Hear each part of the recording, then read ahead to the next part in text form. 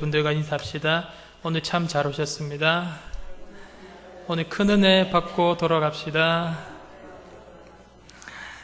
다양한 종파들과 비교를 하여서 기독교 신앙을 조명하여서 보는 것을 비교 종교학이라고 합니다. 이 비교 종교학은 다른 종교를 통하여서 기독교를 바라보는 관점에서 시작된 학문입니다. 여기에서 가장 먼저 하는 질문이 신앙의 출발은 어디에서 출발하는가? 라는 질문입니다. 이 질문에 다른 종교는 자신이 믿는 종교를 나 자신이 선택한다 라고 이야기를 합니다. 다시 말하면 신앙의 주도권이 자신에게 있다는 것입니다. 그러나 우리 기독교 신앙에서는 우리가 하나님을 선택한 것이 아니라 하나님께서 우리를 부르셨고 하나님께서 우리를 자녀로 삼으셨다라고 말씀을 합니다. 첫 출발부터 분명히 다른 종교들과는 다른 선상에 있습니다. 이 시간에 저와 여러분의 지난 날들을 한번 되돌아보시면 저와 여러분이 하나님의 자녀라고 느껴지는 그 신앙이 언제부터 시작이 되셨습니까? 언제부터 하나님이 나의 구주라는 그런 신앙이 생기셨습니까? 한번 생각해 보시면 하나님과 예수 그리스도에 대한 확실한 그런 신앙이 생기게 되는 것은 어떤 은혜가 우리를 붙들 때입니다. 말로 표현하긴 힘들지만 그 은혜가 우리를 붙들고 있을 때 거부할 수 없는 마음이 우리를 인도하시는 것입니다. 믿음의 원조이고 믿음의 조상인 아브라함을 오늘 하나님께서 이렇게 부르셨습니다. 1절에 여호와께서 아브라함에게 이르시되 너는 너희 고향과 친척과 아버지의 집을 떠나 내가 내게 보여줄 땅으로 가라. 오늘 하나님께서 아브라함을 붙드시고 하나님께서 아브라함을 불렀습니다. 이것은 아브라함 한 사람에게만 적용되는 원리가 아니라 하나님의 부르심을 받은 저와 여러분 그리고 모든 자녀들에게도 동일하게 적용되는 원리입니다. 우리가 믿기로 선택한 것이 아니라 바로 하나님께서 저와 여러분을 선택하시고 부르신 것이기 때문에 그렇습니다. 신앙의 주도권을 쥔 당사자는 아브라함이 아닙니다. 우리가 먼저 하나님을 사랑한 것이 아니라 하나님께서 우리를 먼저 사랑하셨고 주도권을 쥐고 있는 분도 하나님이십니다. 그리고 하나님께서 말씀하십니다. 여호와께서 아브라함에게 이르시되 너는 너의 본토 친척 아비 집을 떠나 내가 내게 지시할 땅으로 가라. 하나님께서 아브라함을 찾으셨고 하나님께서 아브라함을 부르셨고 하나님께서 아브라함을 선택하셨습니다. 이것이야말로 다른 종교들과는 비교되는 우리 기독교만의 진수입니다. 기독교 복음의 본질입니다. 하나님께서 선택하시고 하나님께서 불러주신 것. 하나님께서 이어서 이렇게 말씀하십니다. 2절에 내가 너로 큰 민족을 이루고 내게 복을 주어 내 이름을 창대하게 하리니 너는 복이 되지라. 하나님께서 아브라함에게 말씀을 하십니다. 내가 너로 큰 민족을 이루게 하리라. 내가 너에게 복을 줄 것이라. 내가 내 이름을 위대하게 하여 내가 너로 복 자체가 되게 하리니 너로 인하여 땅의 모든 족속이 복을 얻을 것이라. 오늘 하나님께서 아브라함을 복으로 부르셨습니다. 아브라함을 다른 어떤 것으로 부르신 것이 아니라 바로 복으로 부르셨습니다. 너가 이렇게 할 때 너에게 복이 올 것이고 저렇게 할 때 복이 올 것이다 라고 부르신 것이 아니라 하나님의 부르심과 택하심을 받는 그 순간 복 그 자체 복의 근원이 되었던 것입니다. 이것을 하면 복을 얻고 저기를 가야지 복을 얻는 그런 복의 작은 개념을 말하는 것이 아니었습니다. 하나님을 경외하고 서 있는 자라면 어디를 가든지 무엇을 하든지 복이 되게 하시는 놀라운 하나님의 은혜를 가리켜서 말씀하시는 것입니다. 중요한 것은 하나님께서 아브라함 한 사람만 이렇게 부르신 것이 아닙니다. 저와 여러분 우리 모두를 주님의 택정함을 받으신 자녀로 부르신 줄로 믿습니다.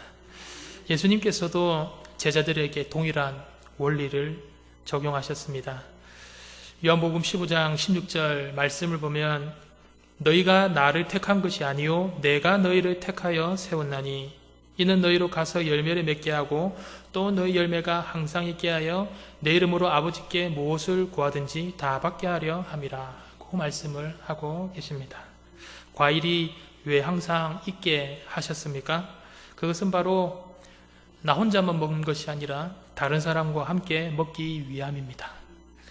이웃과 함께 먹으라고 항상 과실이 있게 하신 것입니다.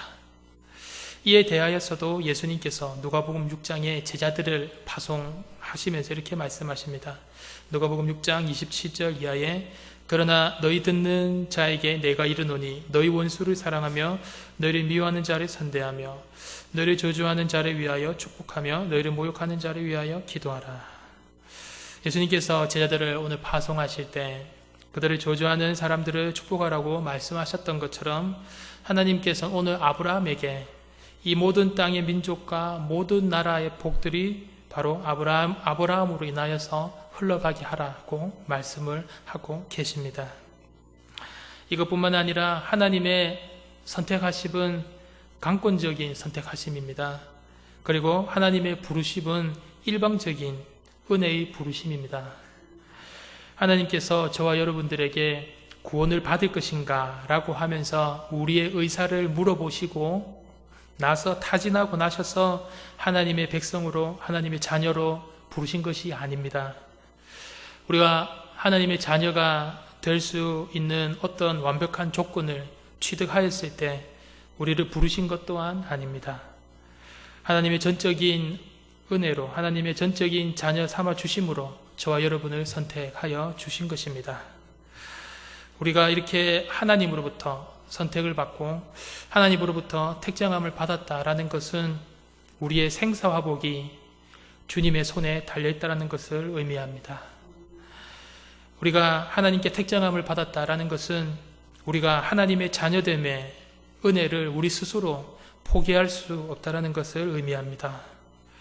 하나님께서 아브라함을 부르실 때처럼 예수님께서 제자들을 부르셨을 때처럼 주님께서 우리를 선택하셨습니다.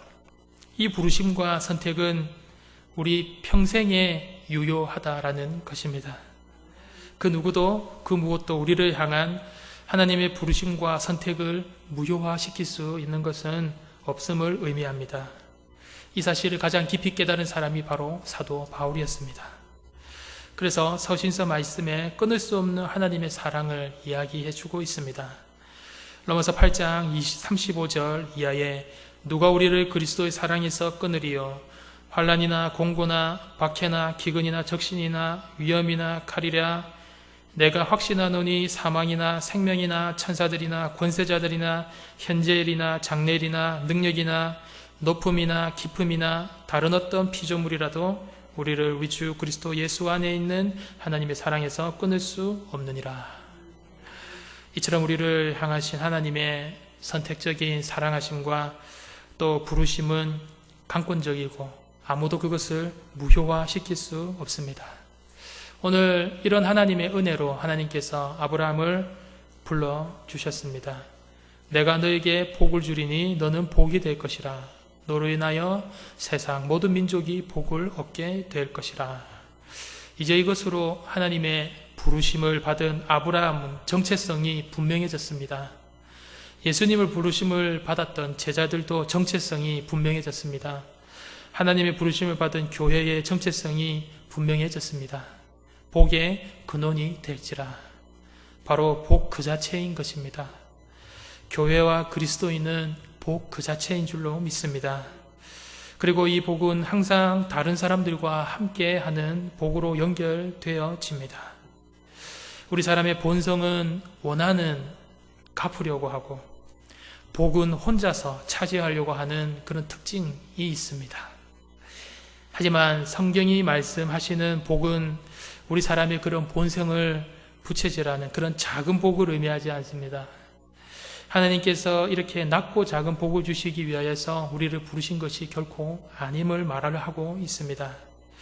뜻대로 되지 않는 사건이 있다 할지라도 사람 앞에서 좌절된 한이 있고 하나님의 사랑으로 풀고 그것을 하나님의 사랑으로 받고 복을 온 세상 사람들에게 나누어 주는 그런 큰 의미에서의 복을 이야기를 하고 계신 것입니다.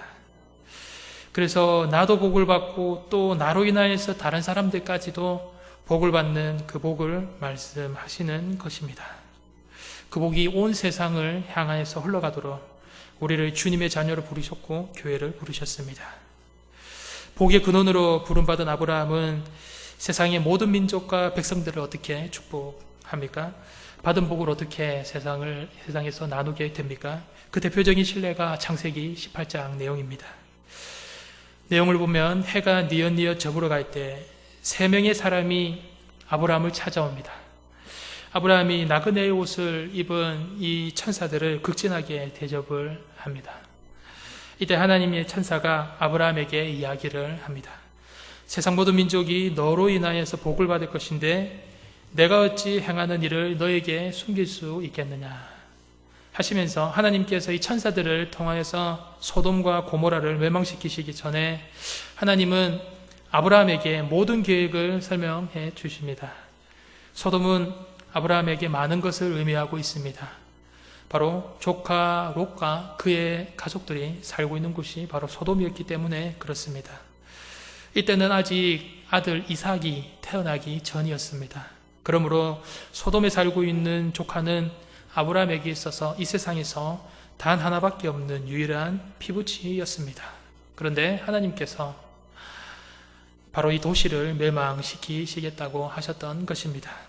그러나 하나님이 아브라함에게 이 말씀을 하셨을 때에는 최종적인 결심을 굳히시기 전입니다. 하나님께서 이 문제를 어떻게 처리하실지 보시던 중에 아브라함이 자기의 입장을 개진할 수 있는 기회를 주셨던 것입니다. 그래서 아브라함은 하나님께 질문을 드립니다. 하나님, 악한 자들과 함께 의로운 자들도 함께 멸하시려 하나이까? 이렇게 말함으로써 아브라함은 소돔 사람을 위하여서 이야기를 합니다. 만약 소돔성에 50명의 무고한 사람들이 산다면 그들을 위해서라도 주님께서는 온 도시를 용서하시지 않으시겠습니까? 만일 45명이 남아있다면, 만일 40명이 남아있다면, 30명이 남아있다면 주님, 제가 다시 한 번 더 간청하여 말씀드린다 해도 화내지 마십시오. 한 번만 더 말씀드리겠습니다. 10명의 의로운 자들이 소돔에 있다면 어떻게 하시겠습니까? 라고 이야기를 합니다. 하나님께서는 아브라함의 이 이야기에 50명을 위해서라도, 45명을 위해서라도, 30명을 위해서라도, 마지막 10명을 위해서라도 이 도시를 멸망시키지 않을 것이라고 이야기를 하십니다. 아브라함의 이런 요청과 협상이 있을 때 하나님께서 혹 인상을 찌푸리셨겠습니까?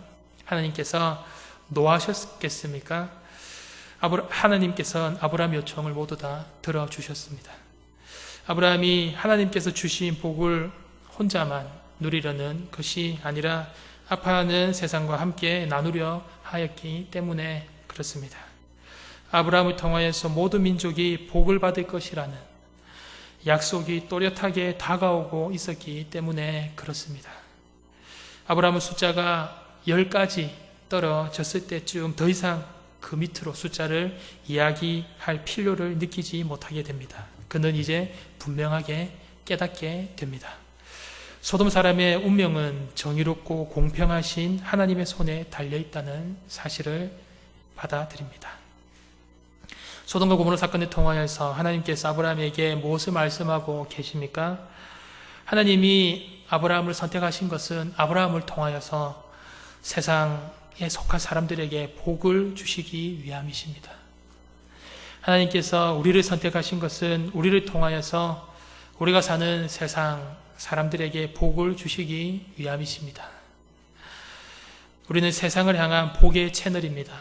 우리는 세상을 향한 축복의 통로입니다. 믿으십니까? 무엇보다도 성경에서 말씀하시는 참된 복은 바로 여기에 있습니다. 그것은 바로 예수 그리스도의 십자가입니다. 우리 그리스도인이 가진 최고의 복 중의 복은 바로 예수 그리스도의 십자가인 것입니다.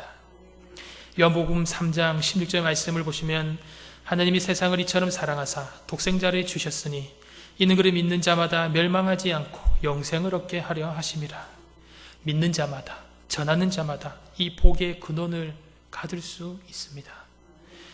아무리 훌륭한 사람, 아무리 교육을 많이 받은 사람, 아무리 가문이 좋은 사람, 아무리 좋은 행실을 많이 한 사람, 아무리 자격을 많이 가진 사람이라 할지라도 영생을 하는 것이 아니라 누구든지 죄악 속에서 불의하고 추악하다 할지라도 버림받아야 마땅한 죄인이라 할지라도 아무리 못난 사람이라 할지라도 이 예수 그리스도의 십자가의 은혜를 믿기만 하면 용서와 의를 얻고 구원을 얻어서 천국에 올라갈 수 있는 복을 하나님께서 허락하신 것입니다.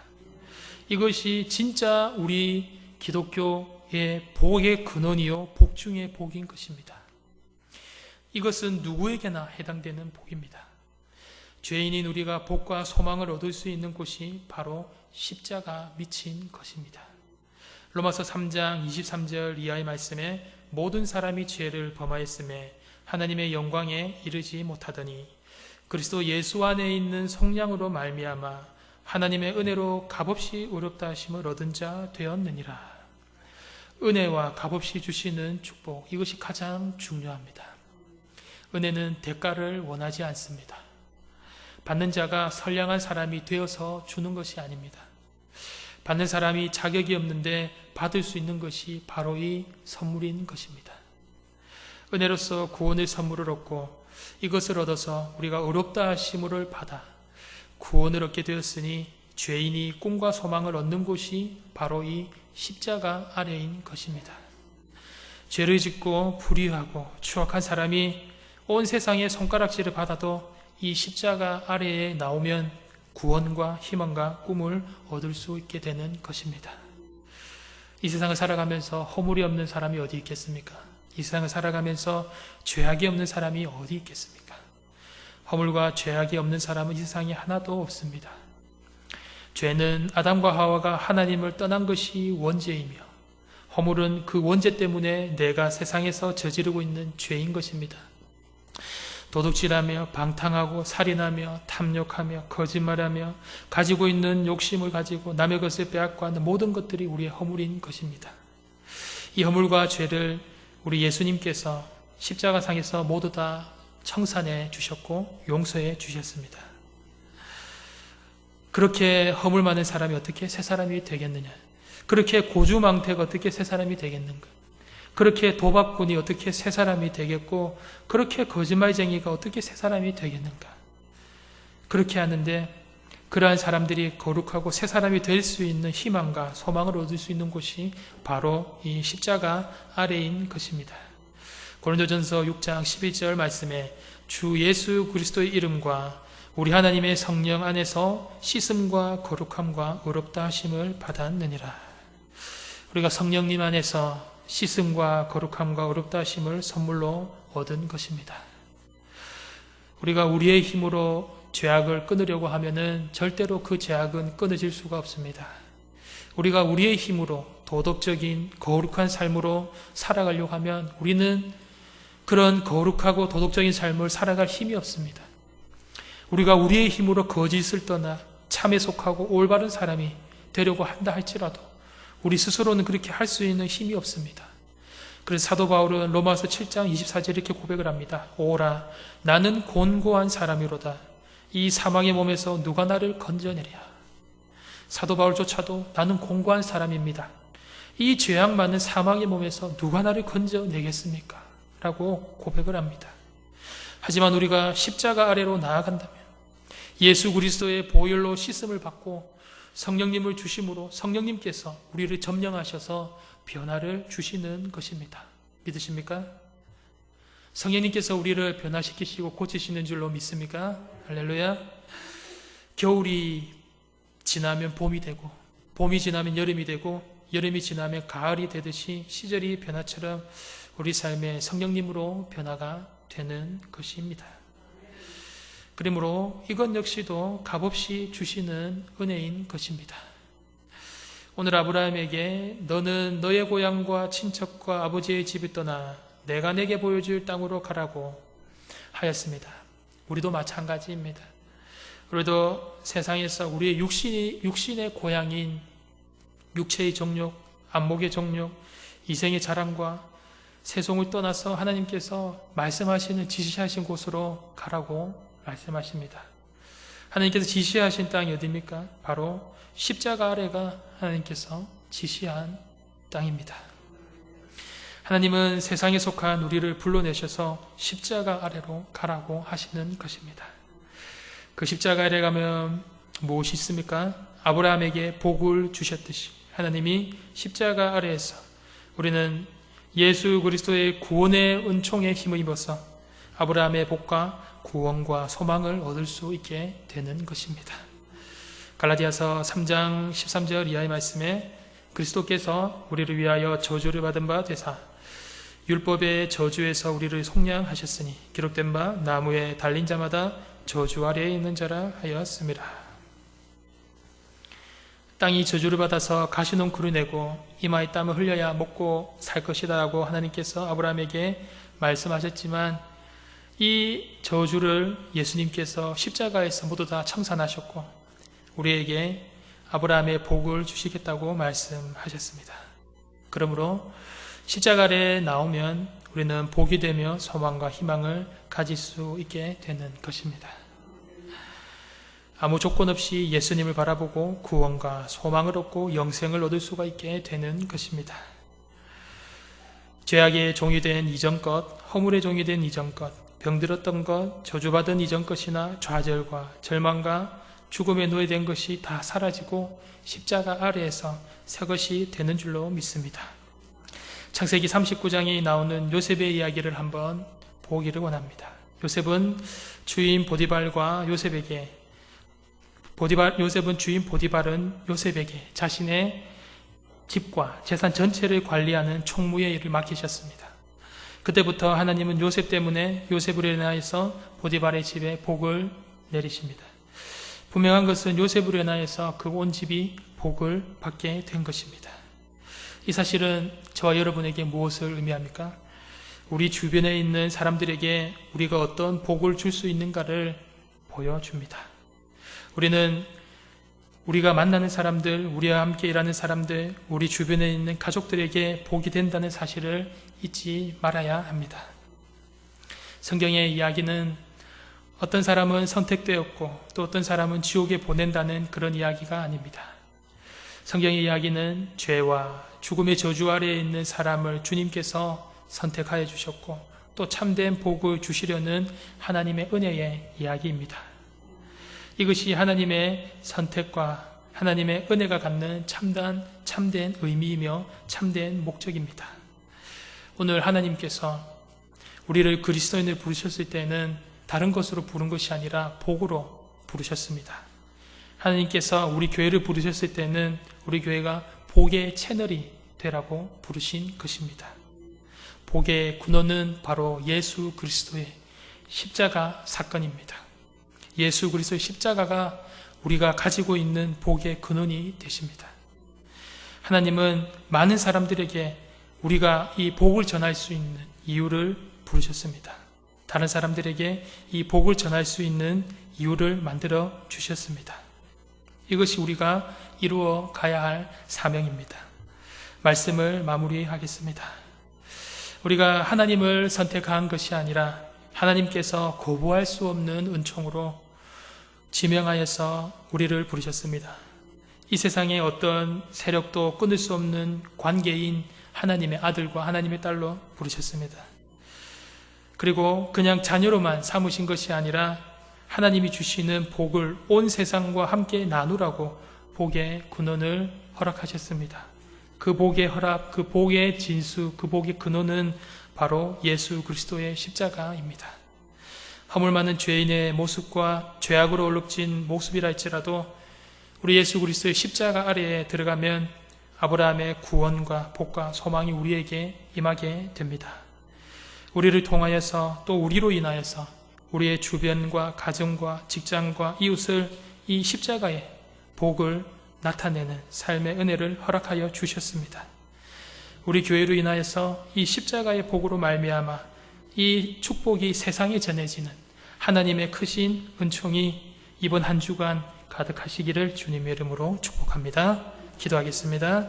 사랑과 은혜가 풍성하신 아버지 하나님, 오늘 주님의 크신 은혜로 우리를 택정하여 주시고 주님의 자녀로 삼아주신 귀한 은혜 감사드립니다. 죄악과 허물로 주님의 구원의 선물을 받을 수 없는 우리지만 참복 되시는 복의 진수 되시는 예수 그리스도의 십자가의 공로로 인하여서 우리가 우리의 삶 가운데 무한한 주님의 구원의 은총이 임하게 된 줄로 믿습니다. 우리를 통하여서 이 복이, 이 예수 그리스도의 십자가의 복이 지역과 나라와 세계와 온 열방으로 퍼져나가는 귀한 복의 근원이 되는 한 주가 되게 함께하여 주시옵소서. 감사를 드리며 예수 그리스도 이름으로 기도드립니다. 아멘.